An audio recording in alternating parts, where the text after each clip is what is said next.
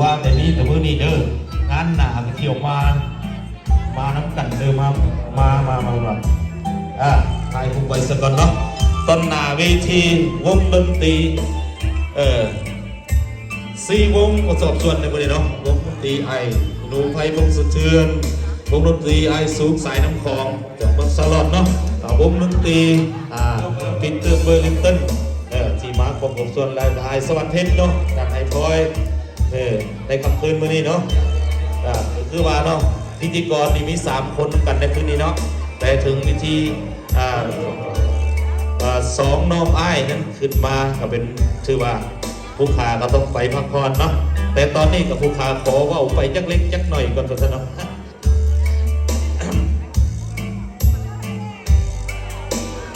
ถ่ายรูปไปเด้อพี่น้องเด้อวันนี้เป็นทีละนึงเนาะ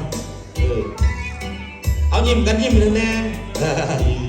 เอาสักทีนะคุณน้องเนาะเดินเห็นกันเท่านึงนี่ก็คือว่า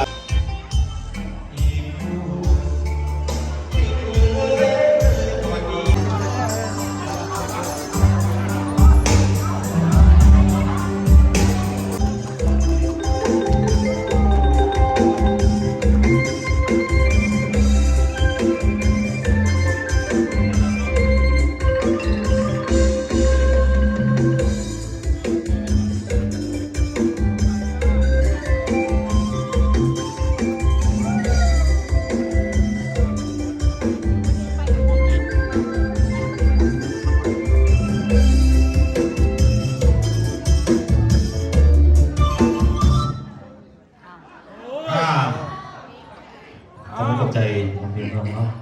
ต่อไปนี้ท่านก็ได้ขอเชิญประธานจัดงานของสุภาพสตรีขึ้นมากล่าวคำอวดหรือว่าขอบใจครับพี่น้องขอเชิญนักสนใจบุษรีคุณมาสนอเอาซื้อคุณเป็นโดยสบายดีเพื่อทุกท่านเนาะที่มาในงานวันนี้ขนมที่3ห้านลาวอรุณใหม่ที่4ห้านอาหารไทยเชียงใหม่ที่5ห้านลาวเวอร์ลิงตันมาร์เก็ตอยู่เบอร์ลิงตันค่ะหน่อยห้านอาหาร98 Asian Bistro ที่7เมนห้านอาหารไทยกินไทยแซ่บค่ะหน่อยที่10ห้านแปลงรถ Spider Auto Body LLC ค่ะหน่อย11ห้านเสริมสวยงาม Simply Light Nail High Point 12ห้านลาว Sweet Right ห้านเสริมความงามPalace and Ink by June 14ห้าน Bangkok Cafe 15ห้านBusiness Online ไทยดำ Laos USA 16 Business Online Food Caring by Gay 17ห้านอาหาร Ocean Blue Seafood เพราะฉะนั้นขอบใจน้ำทุกสปอนเซอร์เนาะค่ะที่สปอร์ตพอขน้อยแล้วก็หลายคนที่มาในงานวันนี้เนาะส่วนรายละเอียดเขาจะมีอีกพิธีกรหนึ่งเนาะที่บอกให้ทุกท่านรู้คือนางสาวเลือดวิไล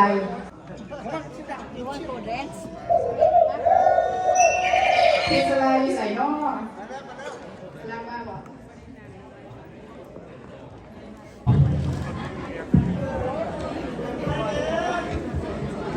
อย่าตื่นใหม่เลยสิ Good evening, ladies and gentlemen. My name is Pisala Kemrisai. On behalf of Lao Women Association, we would like to thank you everyone for coming and support our fundraising tonight.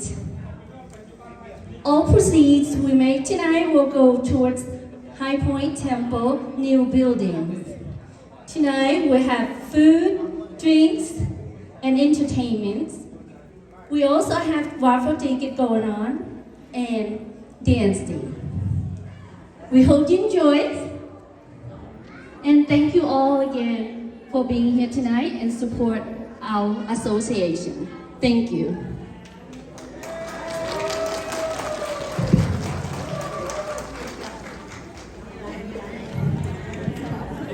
ก็เลยก็ขอบใจสุภุสุคนเนาะพี่น้องทุกทุกคน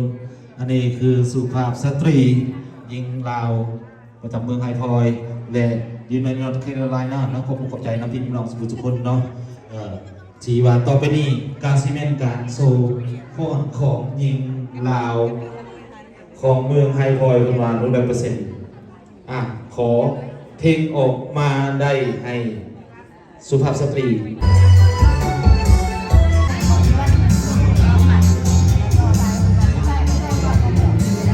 เปิดคือคนเดียวเลย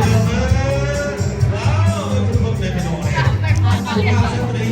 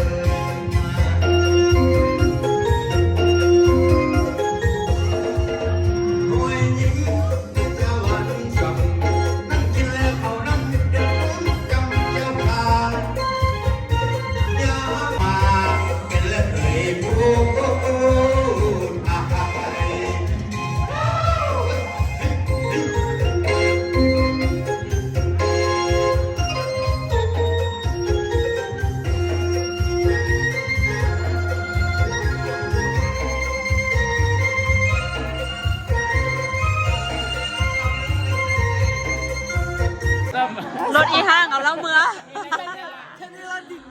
จินนาเนี่ย ใส่เกลือไปแล้วก่อนปุ๊บ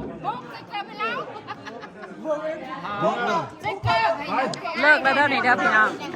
ได้แล้วแบตเตอรี่หมดแล้ว แม่นถ่ายมื้อนี้ไปว่าเลิกแล้วเด้อ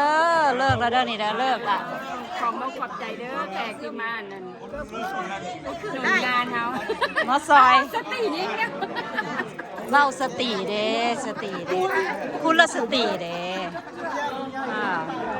มาซอยงานมื้อนี้ไปว่านี่แหละแค่สิได้เมื่อแล้วนี่สุดท้ายสุดจนว่าอันน่ะ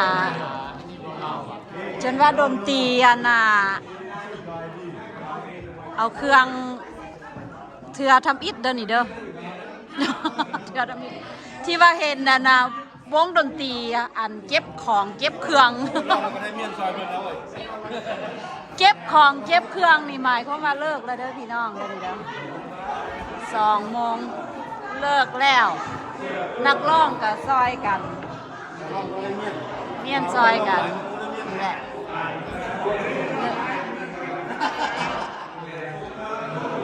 งานต้องมีเลิกลาบรรยากาศตอนที่ล่ำลากันเด้อนี่เด้อพี่น้อง